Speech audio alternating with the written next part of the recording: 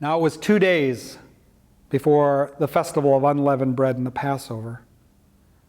And the high priests and legal experts were seeking a way to seize Jesus by stealth and put him to death. They were saying, "No, not during the festival, or there'll be a riot of the people." And Jesus was reclining to eat in the house of Simon the leper. And a woman came to him, bearing an alabaster flask of pure nard ointment, luxurious. And breaking open the flask, she poured it on the head of Jesus. Now some of those who were standing there saw this and became angry and said, "Oh, why has this ointment been wasted? Why, this could have been sold for 300 days' wages and the money given to the poor." And they were harsh to her. But Jesus said, "Leave her be. Why are you attacking her? It's a good work that she's done for me. Look, if you're my disciples, the poor you'll always have with you, and you can do well for them whenever you want. But you won't always have me. She has done what she's able to do. She's anointed my body ahead of time for burial. I tell you, this is the way it is. Wherever in the whole world the good news is proclaimed,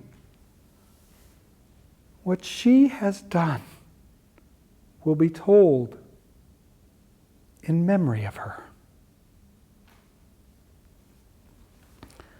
And Judas Iscariot, one of the 12, went over to the high priest and promised to hand Jesus over to them.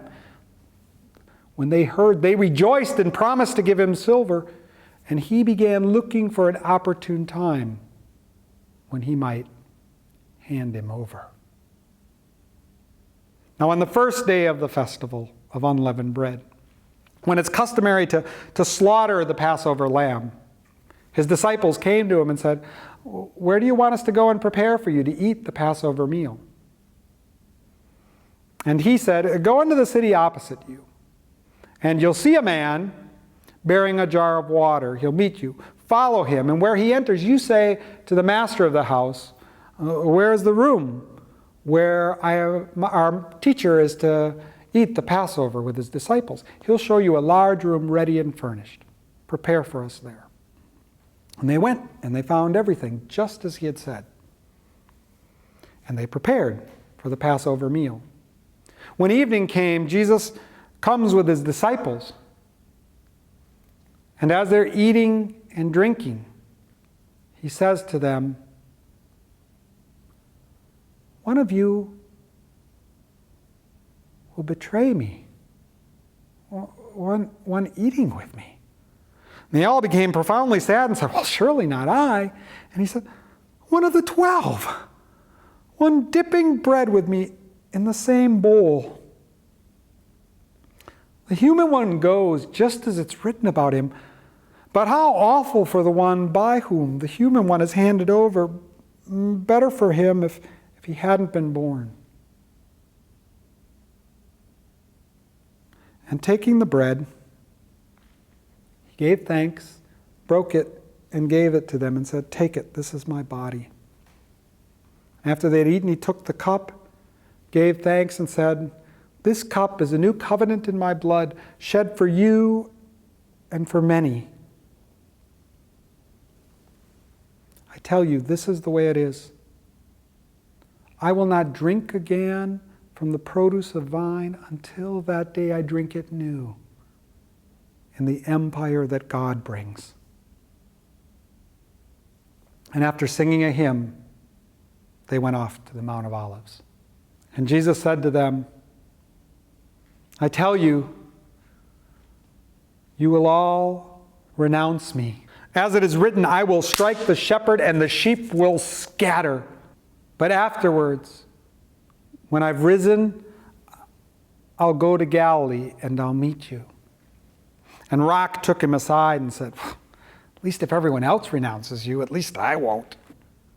Jesus said to him, I tell you, this is the way it is. Tonight, before the rooster crows twice, you will renounce me 3 times. And Rock said, well, even if it's necessary for me to die with you, I definitely won't renounce you. And they were all saying the same thing. And he took them to the Garden of Gethsemane. And he told the disciples to sit and pray. And he took with him Rock and James and John. And he began to feel panicked and anguished. And he said, my heart is profoundly sad to death. Stay here and keep watch. And he went a little further and he fell to the ground and he began pleading that if it were possible that this cup might pass from him. And he said, Abba, Father, take this cup from me. All things are possible for you, yet not what I want, but what you want. And he came to them, and they were sleeping because their eyes were tired, and they didn't know what to say. And he said, Simon, are you sleeping? Stay awake and pray that you not come to a testing. The spirit is willing, but the flesh is weak. And he went a 3rd time, and he prayed the same way. And coming, he found them sleeping, and he said, are you going to sleep through? I get it. Look, the hour has arrived. The one handing me over is coming. And as he was speaking, Judas, one of the 12, came, and with him a crowd with clubs and swords from the high priests, the legal experts, and the elders. Now, the one handing him over had given them a sign saying, the one that I kissed, that's him. Seize him and lead him away under security. And approaching Jesus, he said, Rabbi. And he kissed him. And they seized him. And one of those who was standing by took out a sword, cut off the ear of the high priest's slave. And Jesus answering said, have you come out against me as against a terrorist? Day after day I was among you in the temple teaching, and you didn't seize me, but so that the writings might be fulfilled. And the disciples all fled. Now there was a young lad who was following Jesus wearing nothing but a linen cloth around his naked body. And they seized him, and leaving the linen cloth behind, he fled naked. And they brought Jesus to the headquarters of the high priest. And Rock followed from a distance on into the courtyard of the high priest, and he was warming himself among the guards by the firelight. Now, the high priests and the legal experts and the whole council were seeking testimony against Jesus in order to put him to death, but they weren't finding any. Because many were testifying falsely, but their testimony didn't agree. And many rose and testified falsely, saying, we ourselves heard him say, I will tear down this house made with stones and build another not made with stones. But even on this point, their testimony didn't agree. And rising to the center, the high priest asked him, aren't you answering anything at all? Look at their testimony. But Jesus didn't answer anything at all. And the high priest said, are you the anointed one, the Son of the Blessed One? And Jesus answered him,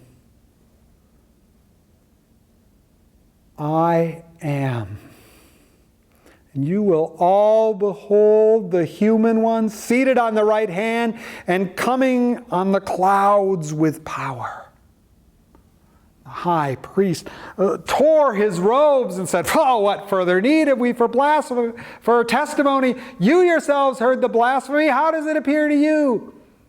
And they all condemned him to be deserving of death. They began to spit on him, to cover his eyes and strike him and say, "Prophesy!" And the guards were beating them. And Rock was in the courtyard warming himself by the firelight. And one of the servant girls of the high priest came, looked at him and said, "Hey, you were with that Nazarene Jesus, huh?" He renounced him and said, "I don't know or understand what you're talking about." And he went out to the gate of the courtyard, and the rooster crowed. And she came again and saw him and said to those standing around, "This man was one of them." Rock said, "I don't know or understand what you're talking about." And a little while later, those who were standing by said, "Come on, you're one of them. You're from Galilee." And Rock put himself under a curse and swore an oath and said, "I don't know this man you're talking about." And the rooster crowed for the second time. He remembered the saying, how Jesus had said, "Before the rooster crows twice, you'll renounce me 3 times. Beating himself, he wept bitterly.